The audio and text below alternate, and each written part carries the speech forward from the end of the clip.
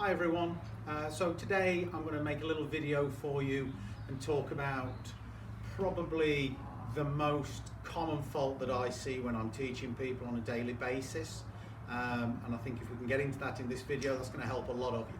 So the problem that we see a lot is people have their weight and their body parts too far back here pre-impact, what I call line 5. Line 5 for me is when the golf shaft is parallel to the floor, we're just about to hit the golf ball, we're coming into that impact position here and we're too far back. The trail wrist, trail elbow, trail shoulder, body mass, we're too far behind the golf ball, we're tilting to our right to an extreme, and then from there what's going to happen is more often than not the club is going to drop down, hit the floor. If it doesn't hit the floor, I'm going to start to swing on the way up and catch some very, very thin contacts. So there's a number of things that can be causing that. It could be at the setup that you're too far back, you have too much side tilt to begin with, so as you swing back you end up too much on your right hand side and you just physically can't get across. So let's talk about that issue first. What we want to make sure we're doing is, if I was hitting a shot in this direction and you were at 90 degrees to my target, as I take my setup here, I want to feel that my weight slightly favours my front foot, my lead foot. If I was on pressure plates, I want to feel that 55% of my weight is forward and only 45% is on my trail foot. So by doing that, I'm starting in this position where my intention is to hit down on the golf ball, and I'm making that quite clear straight away.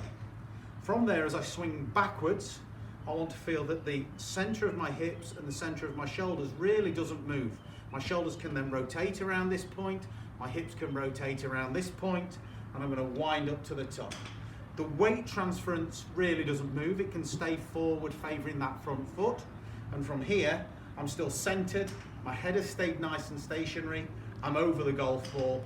Now I can start to swing down and I'm not going to be on my trail side. It's also worth noting that even when I'm centered from the top here, I want to feel that as I swing down, there's definitely going to be a move to get more of my weight and more of my body mass onto my lead side, moving towards the target. And what that's going to look like and feel like is, from the top here, I want to imagine a straight line from my nose to my belly button. That line here moves laterally. That could almost be the trigger for starting my downswing. I get to the top and then I start to move onto my left as I swing down, and now as I reach line 5, you can see straight away that the trail wrist, elbow, shoulder, even hip and knee are more target orientated, and I'm going to hit the ball here and I'm going to start to hit the floor that way. So, little recap on those moves. Get into your setup position, feel that your weight starts forward, handle can move forward, body can move forward, just so that you've got 55, maybe even 60% moving into that lead leg. To the top, head stays still, we can then wind our body up around our centres so we stay stationary, no need for us to move, and then as we start our downswing, just that little movement across here, there. The lead shoulder, the left shoulder for right-handed golfers, doesn't rise, it starts the downswing by moving across, and then we can move into the golf ball that way to give us that comfortable position. So that's really to help anybody who starts back here, but not everybody does start back there. A lot of people have got a better address position than that. They understand that they want to be centered, maybe even favoring that front side a little bit. So from there, they can just get to this position and practice that little movement forward to make sure that the club is swinging down through the golf ball. They're going to hit the ball, then hit the floor, compress the golf ball, then hit the floor, what we call controlling the low point. The first thing that all good golfers in the world have in common is they can hit the floor in the right place consistently, and that's what we need to start to work on.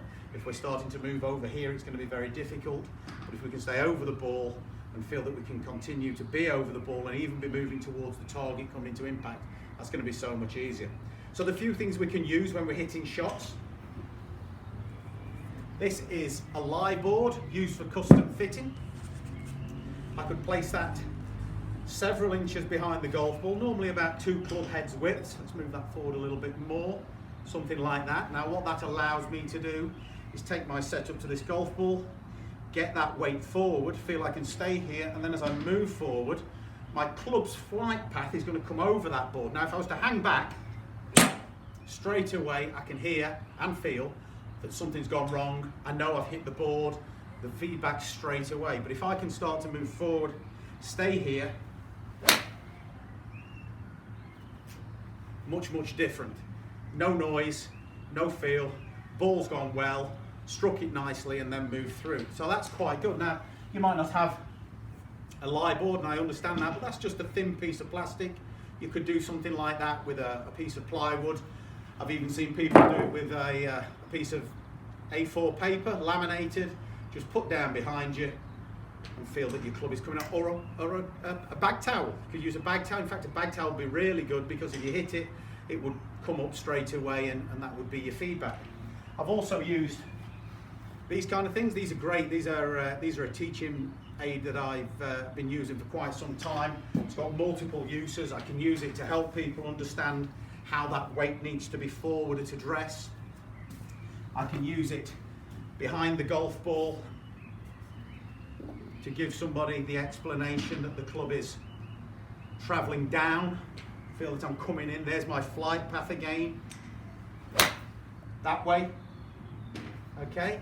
And then in a future lesson, maybe not today, in fact I think I might have covered this in one of my previous videos, we could put it there, we could get our driver or whatever we're teeing off with, we could place it on a tee peg, and then we could learn that the difference is with a driver we're going to be swinging with the ball position forward and hitting up on it. So that's quite a useful thing. It's just a piece of foam, firm foam, cut at an angle of about 20 to 30 degrees.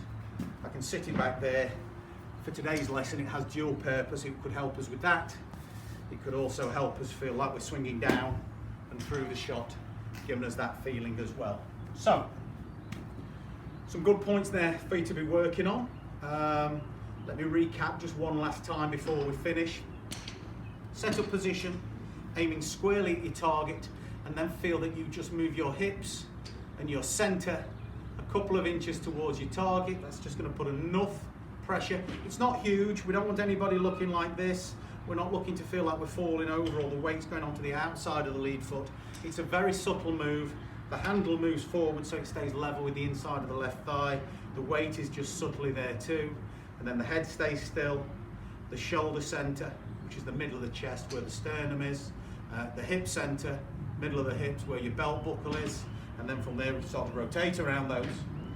Now as we start the downswing, we're going to bump across to the left, lead knee, lead hip, everything is moving that way, and that brings my trail side with me so I don't leave it behind. Makes it much easier to hit the floor. So work on that a little bit, start to develop that all you can, and then in the next lesson I think we'll talk about another common fault. See you soon.